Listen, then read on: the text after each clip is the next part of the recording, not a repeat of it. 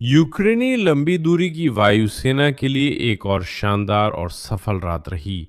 21 जुलाई की रात यूक्रेनी ड्रोन फिर से दुश्मन पर इतने बड़े दायरे में हमला किए जो मॉस्को क्षेत्र और लिपिस्क से लेकर लेनिनग्राद और रोस्तोव क्षेत्रों तक फैला था। मॉस्को लगातार पांचवी रात सायरनों से कांप रहा है और हवाई अड्डे बंद कर रहा है। लिपेस्क में थर्मल पावर स्टेशन और मेटलर्जिकल प्लांट के पास का औद्योगिक क्षेत्र जल रहा है और रूस के सबसे बड़े मार्केट प्लेस वाइल्डबेरीज के गोदाम ऐसे जल रहे हैं कि नुकसान अब अरबों डॉलर तक पहुंच गया है। आज मैं रूस में रात भर हुई हमलों की पूरी रिपोर्ट बता रहा हूं। वहां तो इस रात बहुत कुछ हुआ, तो चलिए शुरू करते हैं। आइए मिलकर गिनते हैं कि हमने रूसियों को कितना गरीब बना दिया है। और फिर से कह दूं, सिर्फ वाइल्डबेरीज पर हुए हमलों ने ही कई अरब डॉलर का नुकसान पहुंचाया है।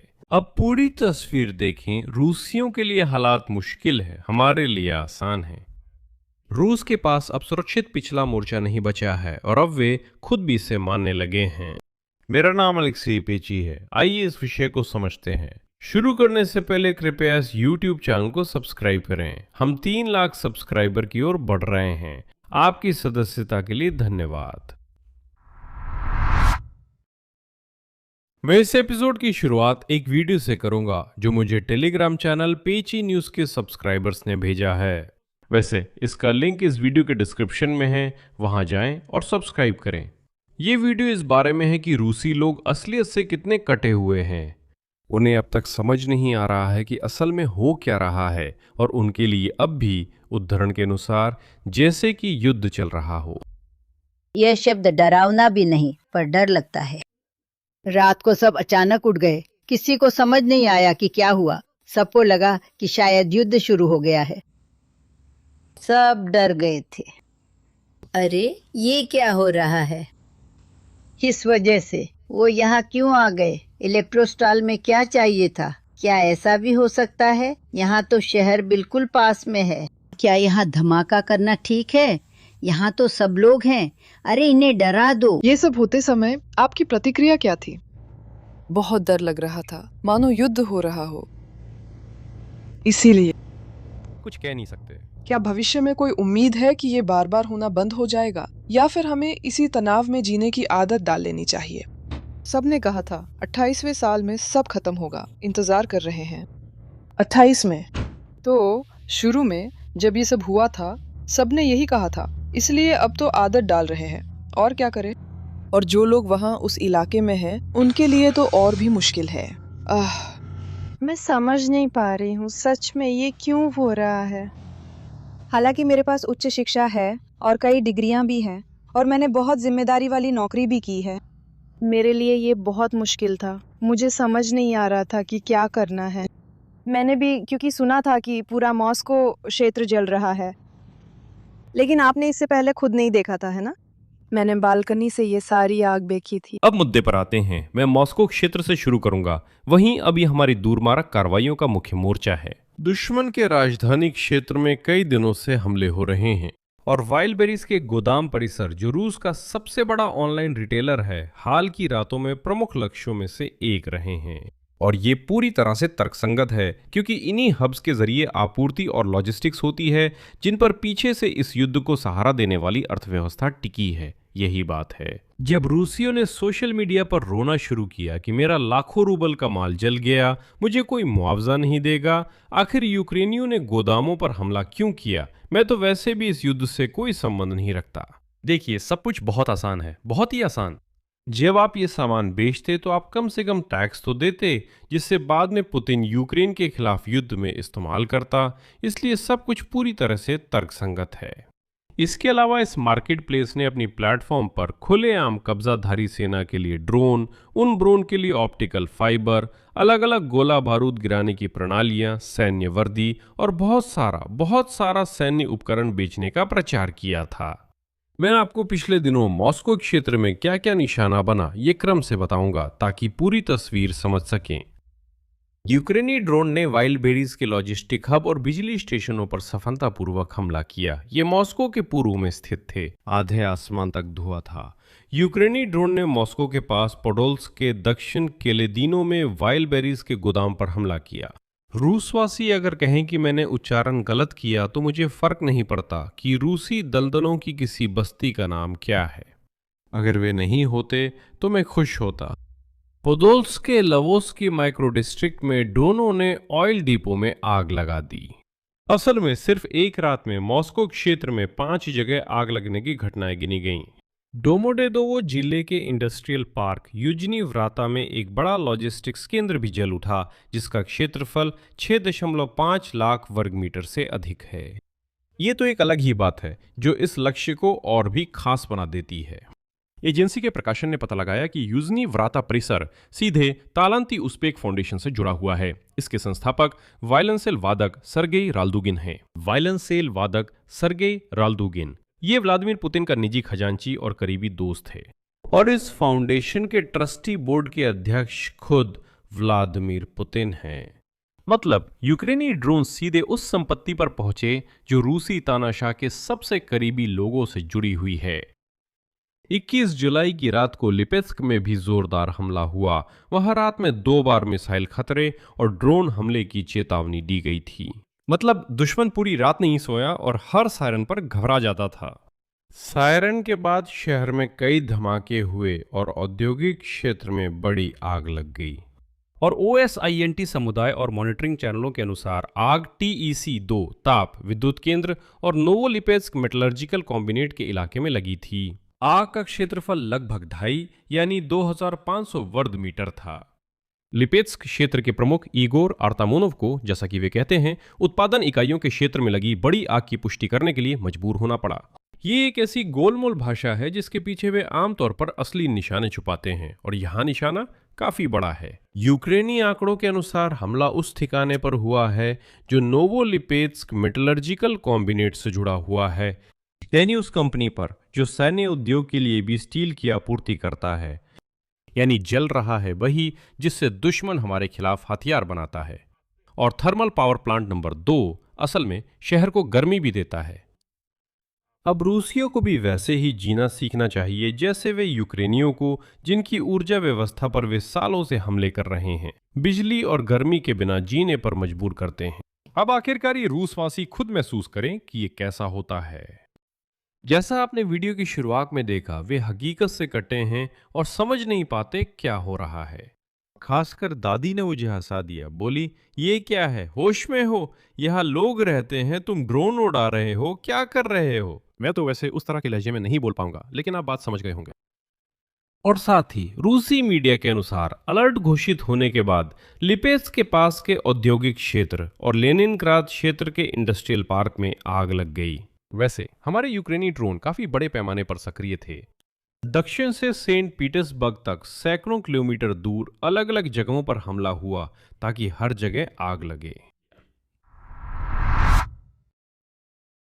और एक और अच्छी खबर, मॉस्को लगातार 5वीं रात ड्रोन से बचाव कर रहा था।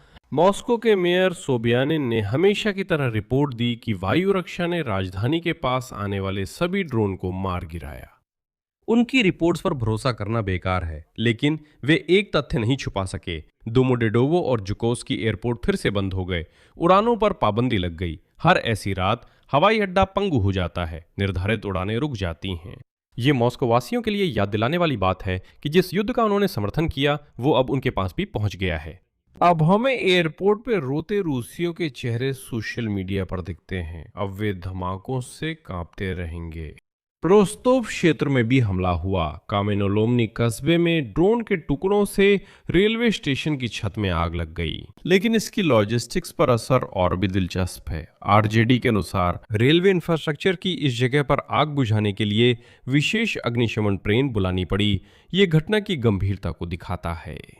आखिरकार 26 पैसेंजर ट्रेनों को 4 से 4.5 घंटे तक की देरी का सामना करना पड़ा।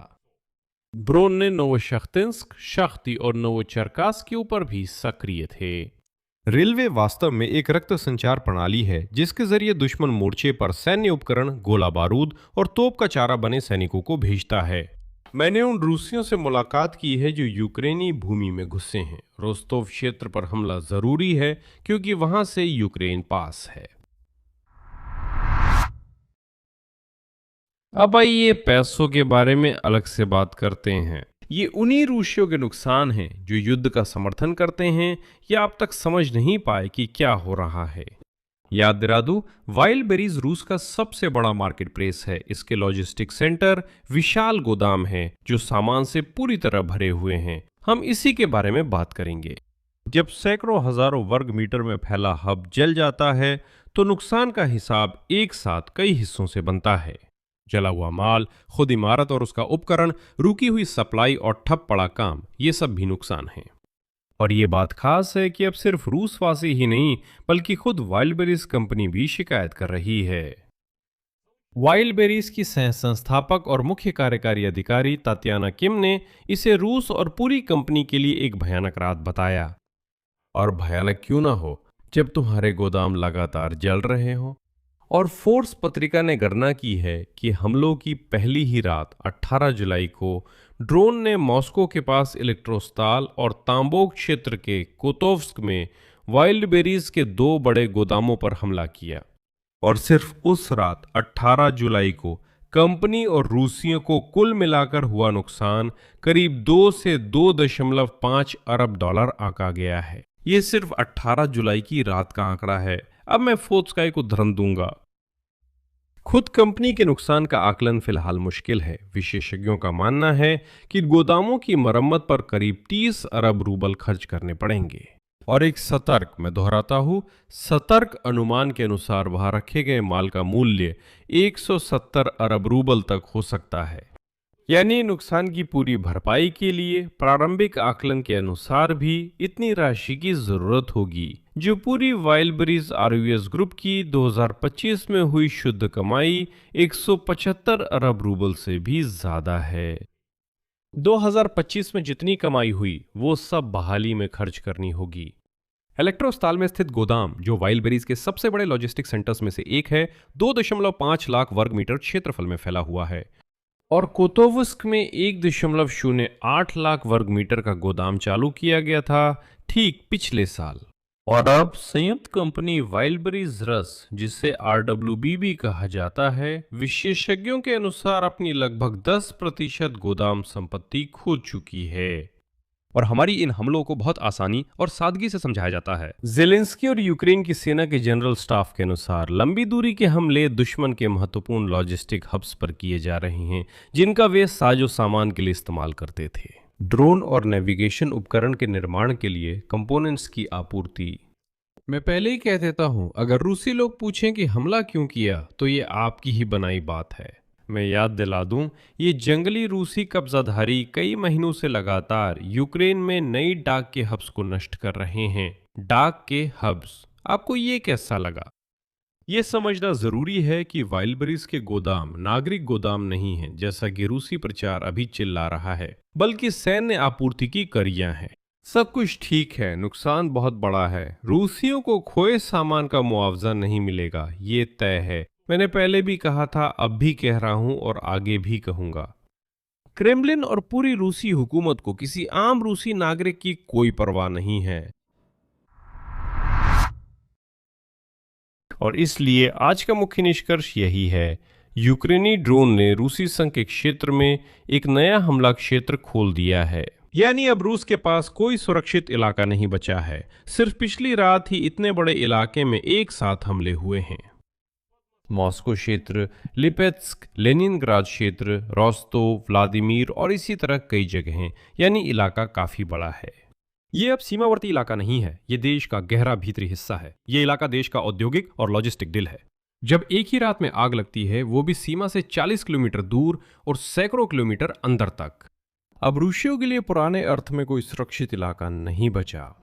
नतीजा, पिछली 2 रातों में मॉस्को के आसपास का इलाका, ये हैं जलते हुए वाइल्ड बेरीज के गोदाम, और पोडोल्स्क में जला हुआ तेल डिपो, पूरी तरह जला हुआ युजनाया व्राता हब जो पुतिन की जेब भरने से जुड़ा हुआ है, वो भी जल गया। लिपेत्स्क में थर्मल पावर प्लांट नंबर 2 और मेटलर्जिकल संयंत्र के पास 2500 यानी 2500 वर्ग मीटर में आग लग गई, जो उनके हथियारों के लिए स्टील बनाता था। मॉस्को में 5वीं रात ड्रोन का खतरा, दोमोदेदोवो और जुकोव्स्की में रुकावट, रोस्तोव क्षेत्र, कामेनोलोमन्याक में जलता हुआ रेलवे स्टेशन और 26 ट्रेनें देरी से चल रही हैं। लेनिनग्राद क्षेत्र और व्लादिमीर, वहां भी हमला हुआ। कुल मिलाकर खासकर वाइल्ड बेरीज को नुकसान अब अरबों डॉलर तक पहुंच गया है। यानी यूक्रेन व्यवस्थित रूप से युद्ध को वही ले जा रहा है जहां से वो आया था, यानी रूस के अंदरूनी इलाकों में। और अब ये काम वो एक जगह नहीं बल्कि कई इलाकों में कर रहा है, वो भी एक ही रात में। रूसवासी अभी भी नहीं समझ पा रहे कि क्या हो रहा है, जैसे मूर्ख झुंड। यहां मैं विराम लगाता हूं। अपनी राय और निष्कर्ष इस एपिसोड के नीचे कमेंट में लिखें। चैनल को सब्सक्राइब करें, बेल आइकन दबाएं और लाइक करना ना भूलें। बस इतना ही। अपना ख्याल रखें। सबको अलविदा।